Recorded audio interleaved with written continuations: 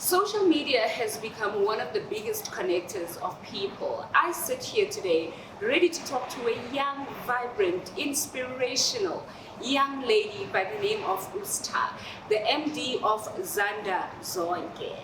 The Betty in me is about to go to Zululand. I am so excited. Please don't go anywhere. My name is Linda Maponyani and this is Basadi Moshomng. So a promise I make is always a promise I keep. She's sitting right next to me and I don't want to bore you any further. Let me present to you this young lady, Stha. How are you? I'm doing wonderful. Thank you for having me, Linda. How are you? We've got colorful smiles. I am doing very well and thank you so much for honoring this invitation to come and have a chat with me on Basadi Moshomng. I saw you on LinkedIn, and one of the things that caught me was obviously the fact that you are and I don't mean young in age, but that you are a young person who is really, really making so much noise about your business and the work you do, and you are intentional about wanting to be out there. And I just felt so inspired to invite you to come over. But before we even get to that, who is Stha? Thank you, Linda. So Stha is a businesswoman, entrepreneur, qualified in science, but now passionate about women in leadership. And yeah, I'm a sister, I'm a friend, and I'm a person who likes to inspire people across all platforms. Yeah. Well, you've done that for me. I'm out here going, when I grow up, I want to be like her. So I heard you speaking about science. Science and what you do now. Tell me about that. Sure. Science will get out. Sure. So for me, I studied science. I did my undergrad in environmental science, then I did my postgrad in biological science. But I always knew that I wanted to venture off. So I really didn't think that I'd go straight after school to venture off into business, but that's exactly what happened. I mean, I sort of launched myself into the science field during my undergrad, where I said, okay, you know what I want to do is actually get the groundwork experience. So I went there and I saw what they do, but I wasn't really keen on venturing off into that. So what I did was, okay, I got my paper for my qualification, I went abroad, I established my business, and that's where I am today. Established it abroad? Yes. So you registered your business while you were outside of the country? I was outside of the country. Yeah. So what inspired you when you were out of the country? Was it the things you were seeing out of the country that made you to think, we don't have this back at home? Where did the switch happen? Sure. So for me, it wasn't because I was just out of the country. I mean, I knew what I wanted to do, but I almost wanted to be separated from my environment, so I could look at it objectively and identify whether or not this is something I want to. Exactly. Because while I'm in that environment, it's very difficult for you to look at things from an objective point of view. So I told myself, okay, let me take a break. Let me go abroad. Let me first establish myself there, start my speaking career at that side, and then still work on things while I'm that side. So it was me basically saying, I want to have a bird's eye view on my actual company. So tell me, what do you think, or how important is it for someone to know and understand their purpose and calling? And I think I'm asking this question because I'm coming from a place where I'm trying to look at what you are doing now. And in fact, let me introduce what you do. You're doing management consultant, right? Consultancy. Is it consultancy or consultant? Anyway, so you're doing management consultant, but you studied science. So I want you to speak to me perhaps about how important it is for somebody to follow their passion despite what they could have studied formally. Sure. Okay, I like Dr. Miles Monroe because he says, where purpose is unknown, abuse is inevitable. Yeah. Right.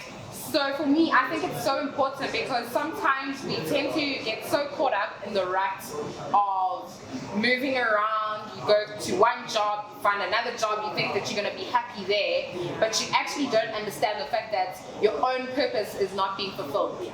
And you end up trying to find something that's going to fill that void of your purpose, and nothing else can fill that. So even though I myself studied science, I just knew this isn't what I want to be doing for the rest of my life. And it took me saying, how much am I willing to risk, number one? How much am I willing to put in? How much am I willing to sacrifice to actually fulfill this purpose that I have? And so purpose is vital. Purpose is very important, especially in the world that we live in.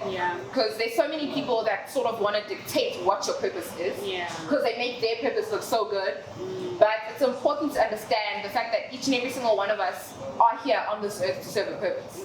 And being able to identify that helps you to streamline your vision exactly and start venturing off into that. And so let's talk about your biggest highlight since you've been in business. What is that? Tell me about that moment. Sure. Okay, so I got invited to go speak at the #1 business school in Germany. What? All right, let's close the interview. So I got invited to speak to the mathematicians there, and I was basically speaking on personal branding. Now I'm passionate about leadership, and personal branding ties into that because I say personal branding is leadership because it's like wearing your core values on your sleeve. So I made an example to the mathematicians, very young, bright individuals, but the issue they're having is being able to present themselves as those intelligent individuals. All right, so I just want to close it up, and I want us to talk about personal branding in business. Personal branding for entrepreneurs, personal branding for managers and MDs and so forth.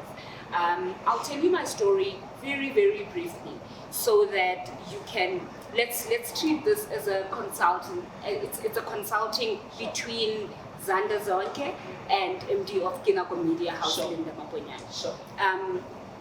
So a couple of years ago, I went through an incident, right? I was kidnapped, robbed, and raped, and left on ARVs for 28 days, fled for over 7 hours, and then I started telling my story. I would tell my story on TV, radio, print media, and so forth. What that did is that every single time people spoke about Ulinda, they spoke about Ulinda, the rape survivor. Every time people invited Ulinda to come and preach or to come and speak or to come and do motivational talks, it was about the rape. And I remember one morning I woke up and I was tired.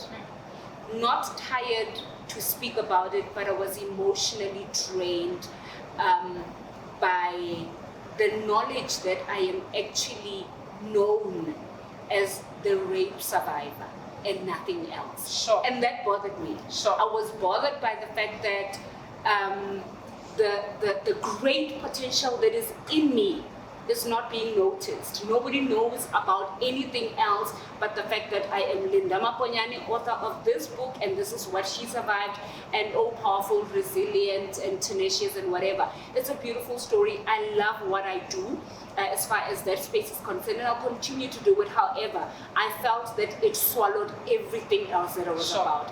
It swallowed the businesswoman in me. It swallowed the author in me. It swallowed the speaker in me. It swallowed the preacher in me, because at times you would get people inviting you and saying, story, or you would agree that you're going to come preach, and they would say, but tell your story and don't go into the preaching. And I realized, the story is swallowing me. By the time God calls me back to glory, I would have done nothing but tell my story. So I needed to rebrand, and I needed to just take a turnaround. And I want you to then let's have a pretend that I am Linda, the rape survivor, and I have not rebranded. Speak to me as if I've come to consult and I'm saying I need to rebrand. Okay. I know I'm putting you on the spot. I know. Okay, first of all, kudos to you for actually like being able to make it through that and past that, and reach a point where you say, okay, I've got the story. Yeah. It hurt me. Yeah. It touched deep sensitive places. Yeah. But at the same time, I want to rise above that. You see, and it takes a lot of guts to be able to do that, because a lot of people will then want to ride with it the whole time and leverage off of that. But you don't realize the fact that you're almost reliving it each and every single time. But for people, they don't get that. You're just reciting what you've been through, but they don't understand the fact that you've got to tap into those emotions each and every single time. Yeah. So what I would say then would be, okay, Linda. Who is Linda to Linda? We know Linda to the world. Yeah. We know who Linda is to the people that have interviewed her, introduced her, everything else. We know Linda to a family, but who is Linda to Linda? Yeah. Then we sit down, we write that down. Oh, Linda is this vibrant, outgoing businesswoman who wants to scale up in PR and marketing. She's just basically defining who you are to yourself. Then now, the next thing you'll be able to do is, okay, who does Linda want to be? Right. Then we start working around that. Oh, Linda wants to be an internationally recognized speaker. Linda wants to be an internationally recognized preacher, preaching the gospel of Jesus Christ, then we do that. Then once we've been able to identify that, we start working towards that. Start working towards that. Okay, in order to get from point A to B, what is it that we need to do? Okay, so online, right? How can we have that character and persona come across on social media platforms? The person you want to become. Exactly. Okay. Not the person you are, because that's gonna it's gonna limit you. The person you want to become, right? The person you want to become, show up as that person while you're working towards that. Because then now you'll have destiny helpers who will come and want to help you get to that point, you see. So when you rebrand also, I also want you to get rid of the fact that everyone labeled you as Linda the rape survivor. Because sometimes you might be showing up now as a powerful businesswoman, but you're still like, no, what if they're thinking about me as the rape survivor? So should I even be posting this? So this is a mindset thing. Yeah. So we deal with the mindset. Yeah. We deal with the mindset. Each and every single post, being intentional. Yeah. Start connecting with different people. Change, if you need to change the people you follow, mute. If you don't want to unfollow, mute. Follow the right people. Start networking with people who are where you want to be. Be in those circles. Be found in that. Yeah. And sooner or later, you'll realize that your image will have changed to the people on the outside. It will evolve into where you want to go. It will. That's the right word. It will evolve into where you want it to be.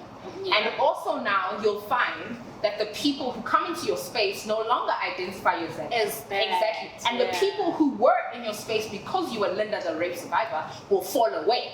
Because now you're not sharing. Yes, they'll fall away because now you're no longer sharing a sob story and they're like, wait, so they're no longer your tribe.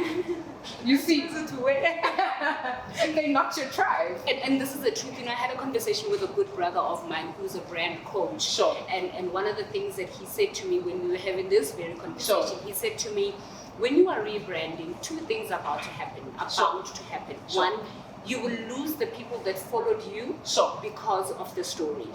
And you will gain the people that will now come into your space because of where you want to go and where you are going. So you guys are like echoing each other. I think you had a meeting, shoot, and I like it. Now, Stha, and I think it's working. So post what I said earlier on, let me tell you what is now happening on my social media. What I noticed now, let me just say, for instance, so I decided that I'm going to have, on my birthday, I decided I'm going to have a CEO shoot. Me, I went out there and I had like a whole CEO look, and this is obviously because I'm rebranding, right? Sure. I had a CEO shoot, and you know, I showed up like a CEO, Sure. or I showed up as the CEO I want to be Sure. seen as. And Sure. on my birthday, I then posted 1 or 2 of those pictures, if not more, and 98% of the people that were wishing me my birthday on that day, or sending me well wishes for my birthday on that day, they all, if not 100% of them, were saying to me, happy birthday to the MD, happy birthday to Wow. the CEO, happy birthday to the leader. And I realized that, listen, Sure. you did it, girl. Sure. And this is why I was asking you this question, Sure. you know, the importance Sure. of rebranding and the importance of branding as an entrepreneur, you know, because many people could be wondering, why am I not being received Sure. as this person, Sure. but as this person? But what they're not realizing is they projecting themselves as the other person than the person they actually want to be. Stha, you recently had a business lunch. Look at her smiling. You recently had a business lunch with 10 women, Yes. and I know that your biggest desire is to actually reach to female. So I was in Johannesburg, and I thought, you know what, let me actually meet up with these women that have been wanting to meet up with me for quite some time. Clever. Yeah, so I thought, okay, so many of them want to meet up. Ladies, let's all get together. But I made sure to only limit it to 10 because I still wanted it to be intimate. The reason for that, actually, I had tons of ladies that reached out. That's why maybe we were looking into hosting a dinner, but we're not really sure. But I limited it to 10 so it could be a fruitful event for them. And I'm telling you, waterworks. Women were crying, and I made sure to have one-on-ones with them as well. And because my faith is so important to me, and the ladies there as well were Christian, I made sure even in the one-on-ones, just pray for them, to cover them, you know, Oh, yeah. to cover them, so they can walk away with something. You know, I didn't want it to just be A crowded space. yeah. So it was really vital that I kept it small and intimate. And as soon as I upload that, some of the ladies have made videos of how they found it to be, so people will be able to see what went down. Oh, well, Stha Mavundla is the name, and people must just follow because that's the content I would want to see. Where to for Stha from here? So from here, Stha is working with different people across the world that are in leadership, executive leadership, powerhouses, and we're coming together to basically restructure the tailor-made leadership development program for women. And now I'm bringing in so many other voices and people that can come. Actually, on board, we just recently got someone called a laughologist. And that's like, I didn't know about it, but I was like, I want you as a part of it, a module. What was that? A laughologist, he basically goes into corporate and helps people To laugh. Yeah. So I thought, okay, that's gonna be cool. But that's an element that's intertwined, but there's also gonna be personal branding with that. So it's going to be offline and online. So I'd really like to expand. For the branches, I'd like to go to different parts of the world as well. Right now, we're keeping it local, but we will be looking into going to different parts of the world, and also speaking, because I love speaking. I want to basically share my voice and be that voice for many women that can't express themselves in that way, and inspire many others through speaking too. And well, girl, your voice is definitely powerful, and your voice is loud and lucid. And I can tell you right now that there are many girls who are going to look at you and say, I want to be like her. I am so excited to have spoken to this young lady, and I am not only excited for her, but I'm excited for the people who are going to walk in her footsteps, because right now what she's doing is she is clearing the path and clearing the way for those who are coming after her. I am excited and I'm happy about what is about to happen in her life. And once again, this is Basadi Moshomng, and we brought you this inspirational girl, and next episode, yet another inspirational woman. Do not forget, subscribe, hit the notification button, go for like a check, because we will constantly be here on the Inspirational Seat, bringing you inspirational women. For now, ciao.